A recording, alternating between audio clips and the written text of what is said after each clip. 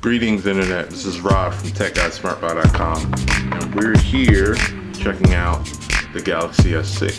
Samsung has been on a run with their Galaxy S line for quite some while. For the most part, they've run pretty well. They've done a lot of good things, a lot of innovative things, but on a visual standpoint, it's gotten a bit stale. So they decided this time around, let's up the ante. So we gave you 3 reasons why you should buy it as part of our review, and now here's the flip side. 3 reasons why you shouldn't buy the Galaxy S6. So reason number 1, battery life. Inside here, underneath this guy, somewhere in this back panel that you can't remove without destroying or voiding the warranty, lies a 2550 milliamp battery, which is a lot smaller than what we're used to. I'm not sure if it's probably between the processor and the mix of super bright 2K display. Definitely doesn't hold as long as we're used to from Samsung and their Galaxy S device. Like heavy usage, I've gotten anywhere between 9 and 11 hours. Moderate usage, just under 24 hours, which is fine by any standards, but I guess some people might be used to going a day and a half without a charge with regular usage. Reason number 2, the design. We talked about how marvelous and how great it looks, and all that jazz, and how it feels. It can be slippery at times. It can slide off of the edge of, if you got some papers on the desk, it could easily slide off that and crack. We've asked for a premium looking device, and we got it, but it comes to drawbacks with that. While premium and a little slippery at times, you definitely want to case up if you do have it. Definitely put a case on it, or a battery case, depending on what type of lifestyle you need, and you need it.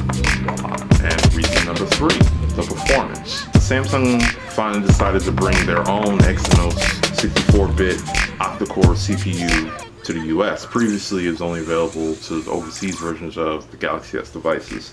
So now we finally have it here, and it works pretty well. It's not really a problem, but there's a few times where you're running apps or doing things, and you'll some lag, some screen, some jank, some stuff you don't really want to see, and it's like, what is this? But it's not to the point where it bogs your performance down or bogs your phone down, but it can be a little annoying for something that you just bought, and it's like, I didn't even put much on here yet. Why are you acting stupid?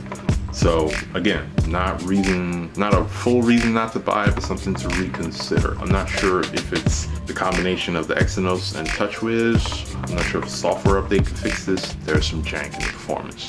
Little jank. And now for some of the in-between stuff. The stuff that's neither good nor bad, but just worth mentioning. They finally fixed their fingerprint sensor. They made it similar to Apple's, which is the best way to utilize or copy or whatever you want to call it, because everyone else's iterations were just terrible or silly. Before you had to do like you had to swipe down on the home screen to activate it. Now it's just like you long press, boom, it's open, and it works pretty good. And so definitely looking forward to seeing how that integrates with Samsung Pay, their version of Apple Pay, which will be out sometime later this year. The speaker, they've removed the speaker. It used to be on the back. I don't know why they put it on the back. So now it's at the bottom. It's definitely cranking out a better audio. It's not so tinny. It doesn't sound terrible. It sounds more premium. Even though it's one speaker at the bottom, it's still not going to beat some of these dual front-facing speakers or some of these other ones 2 speakers, but it's definitely a huge improvement for Samsung. And software. TouchWiz has gotten a little less annoying. Between that and Lollipop, I think they merged well, and I think this is easily their best iteration of TouchWiz to date. I mean, it's not as intrusive. You still have the cool things. You still have multi-window. You still have AirView. You still have download booster. You still have ultra power saving mode. You still have a lot of key things. And then you still have some of the other things you may or may not use, like S Health, S Voice, S all this other stuff, Flipboard, and all that other stuff that you may or may not use. So all that's still present. Samsung finally came to the plate and offered a premium flagship that pretty much everybody's been craving for. Well, everybody except those who actually enjoyed the waterproof body on the S5 last year. You guys are shit out of luck because they said, screw it, we're doing this. We have the choice between the S6 and the S6 Edge, which I do not have. That's why I don't have them both at the same time. The premium design does take some things away. Like you have, smaller batteries, so the battery life isn't as long as it used to be, but it's not terrible. The performance can be a little, it's not to the point of not buying it, but it's just definitely something worth noting if you are. I definitely enjoyed this. Gave it an A-. There were some things that we could have gave it a higher score.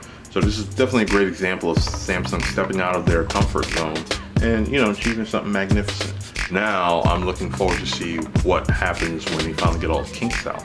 that is what I'll be waiting for. Again, thank you for watching. If you haven't yet to do so, please subscribe, like, and share. And then everything that we didn't cover, you want to see covered about the S6, please let us know in the comments. We'll make sure we get into them right away.